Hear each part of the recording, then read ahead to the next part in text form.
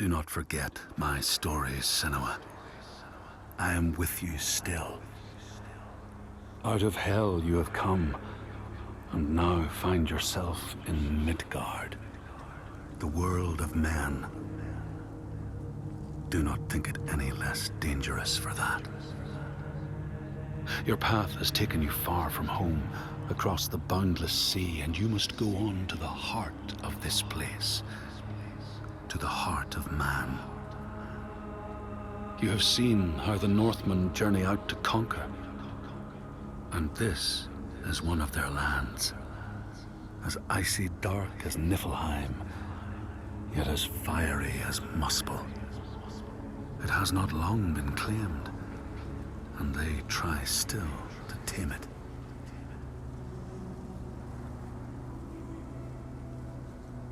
The Skald's verse speaks of a man called Grettir the Strong. A strange and bloody life he led. And it happened in this land you have come to. Listen to his story, Senua, for it may in some small way illuminate your own.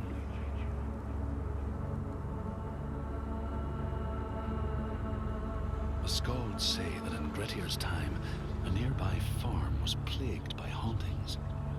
A shepherd called Glamour was killed by some evil force, found dead in the snow, bloated and black. His body could not be taken to burial, because he was held fast to the ground. So it was left.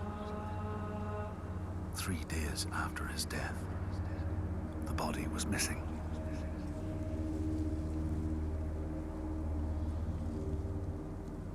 The Skalds tell how the revenant Glamour roamed the settlements, terrifying all those who lived there. Each one he killed, in turn, rose to walk beside him. Thus, evil begets evil. But the man Grettir was proud and overbearing, and thought the Droiger no match for his strength.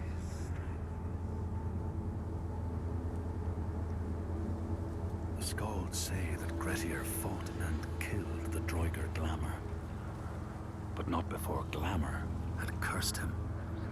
His strength would be turned against him, his deeds bring death and exile, and he would be always before Grettir's eyes, making him afraid to be alone. He saw all sorts of phantoms wherever he looked, and thus people who see things that aren't there are said to have Glamour's eyes.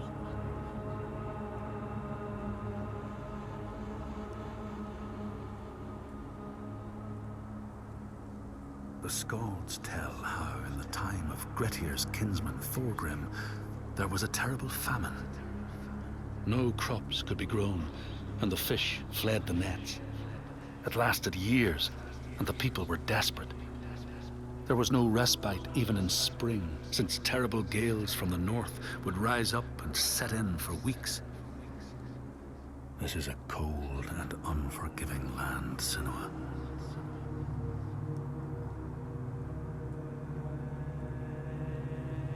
In the time of famine, at the place known as Rifskar, Thorgrim found a huge finback whale, beached and dead. His neighbor, Thorfinn, had already found it and was in the process of flensing it. But Thorgrim claimed it as his own. Thorfinn said he would not give it up without a fight. If that's what you want, Thorgrim said, let it be so. And he launched a blow at Thorfinn, cutting off his head in one strike.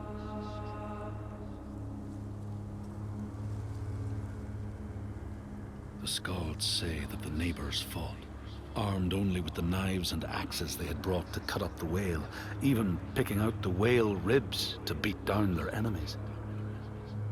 Thorgrim's men had loaded their boats with whale meat, but as they went to leave, one of their opponents struck Thorgrim's brother a fatal blow. And this is how hunger fates desperate men to come to blows, striking out against one another to survive.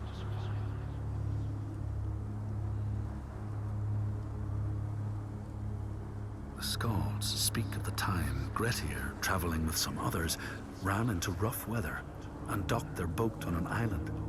They had not brought fire with them, and the merchants complained bitterly. Seeing a great fire blazing on the other side of the strait, Grettir said he would swim over to fetch it. He took off his clothes and struck out across the water, wearing nothing but a cloak.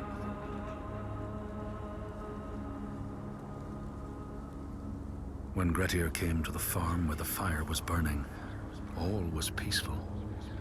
By the time he reached them, his cloak was frozen stiff, and he looked like nothing more than some huge troll. The frightened farmhands struck out at him with the first things to hand, the burning logs from the fire. Grettir fought them off and got the fire he sought. But the sparks from the logs spread fire all over the house, and nobody survived the blaze.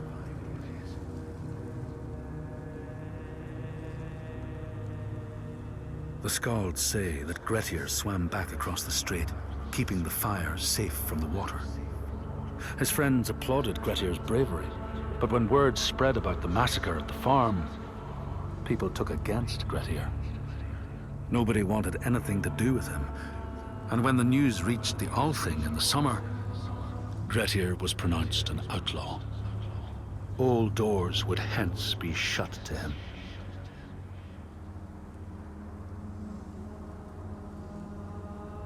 The Skalds speak of how Grettir, now an outlaw, took rest on the island of Haramsoy with a man called Audun. Grettir saw a great yellow glow like a fire rising from the ground. Audun told him it was coming from the burial mound of Kar the Old, who ever since he died had haunted the island, and warned him to stay away.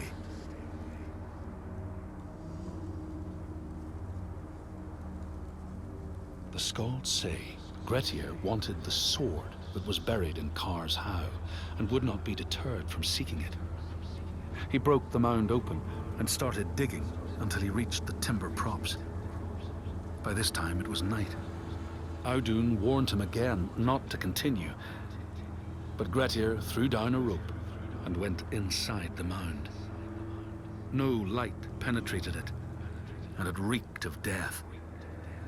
But he persisted in exploring.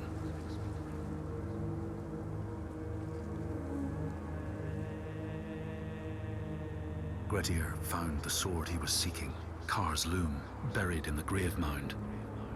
He went to leave, but before he could reach the rope, something grabbed him from behind, and Grettir realized the mound dweller would not let his treasure go. The two fought ferociously until Grettir got the advantage and chopped off the revenant's head. But Kar's loom would prove his undoing, fated to be the sword that killed him.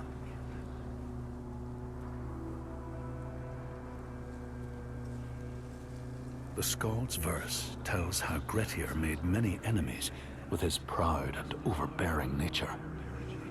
Always quick to anger, his strength and fighting prowess meant that even the most trivial of quarrels met a fatal end.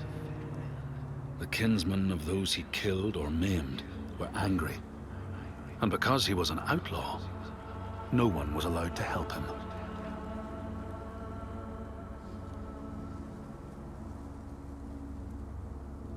The outlaw Grettir fled to the island of Drangi. His enemies knew he was there, but he was still so strong and fierce, nobody could shift him. Thorbjorn, first among his foe, sent his foster mother to see Grettir. She was a Seithkona, and very wily. She enchanted a tree branch and sent it to wash up on Drangi. Grettir tried to cut it up for firewood, but his axe flew back and struck him in the leg. The wound blackened and festered, and Grettir feared his time was close.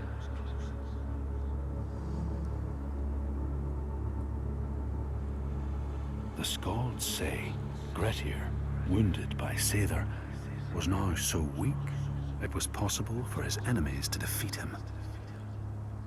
Under cover of night, Thorbjorn and his men attacked his shelter.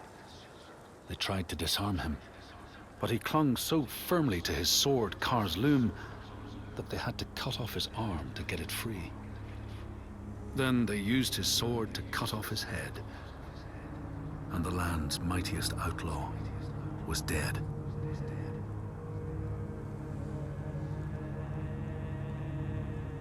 As the Droiger glamour had predicted, all Grettir's brave and fine deeds brought him misery.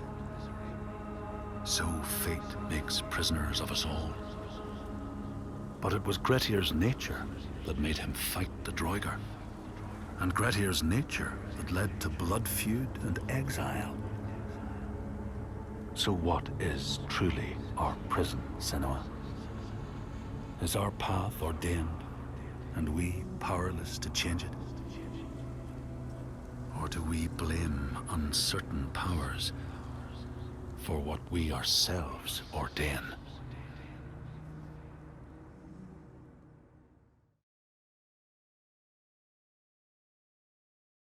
In all the places of the earth, they know that the gods and spirits affect man's path. All the misfortune that befalls man lies at their feet. If you have eyes to see, you see their presence and their power.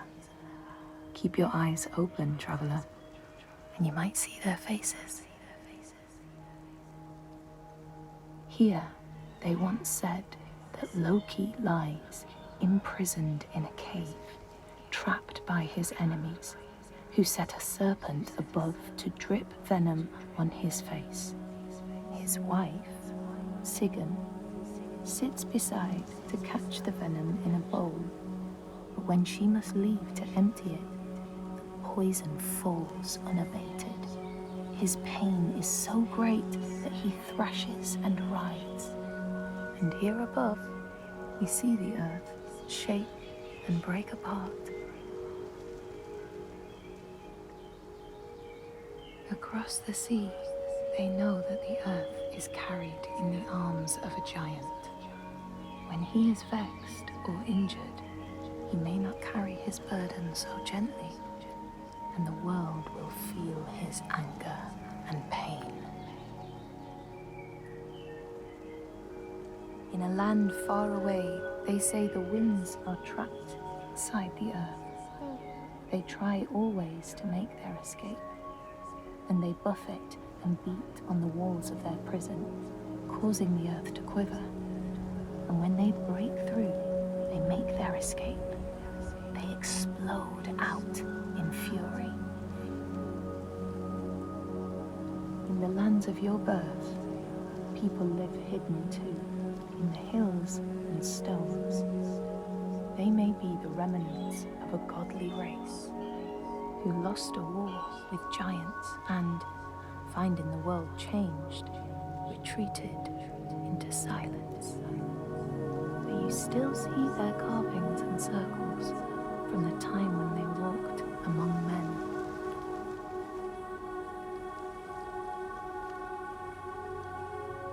Here, they know that if times are harsh, you may ask of the hidden folk to share their bounty. And if you are strong and wise and good, they may hear your plea and send you aid.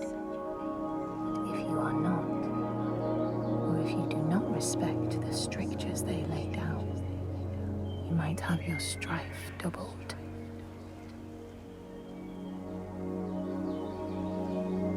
In the lands of your birth, and in these lands too, they know that people can be taken by the secret fair ones.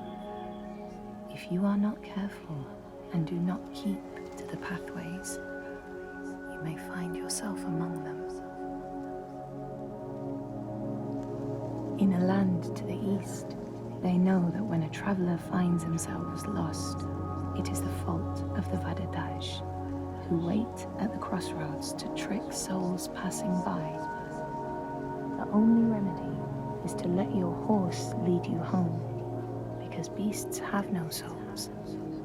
But if you have no horse, your soul is lost forever.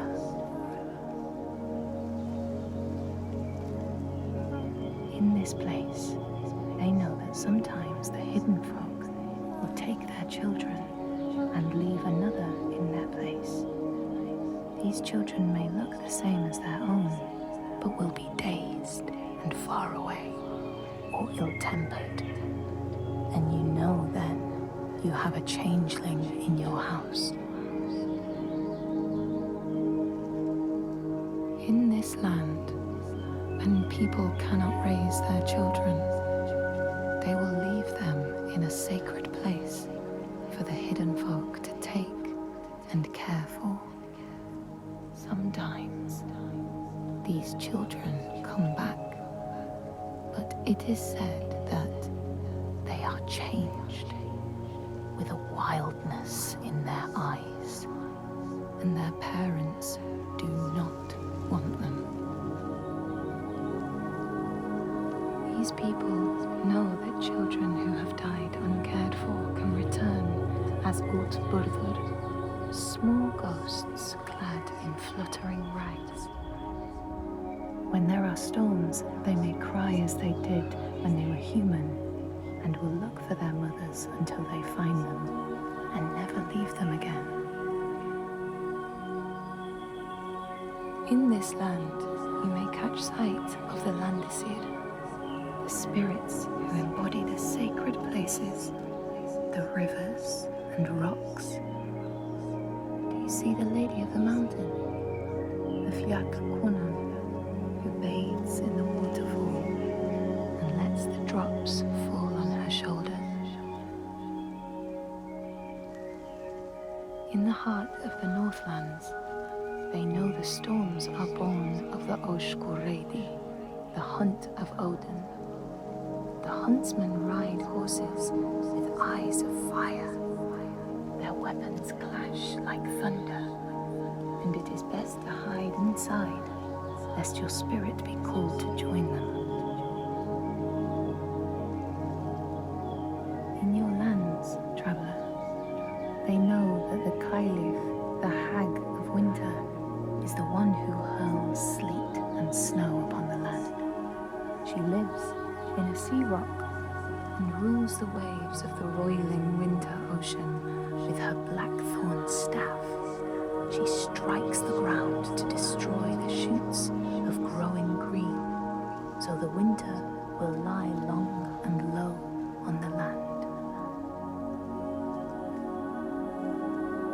These people know that the sea god, Ran, sets out nets to trap sailors and drag them to her world.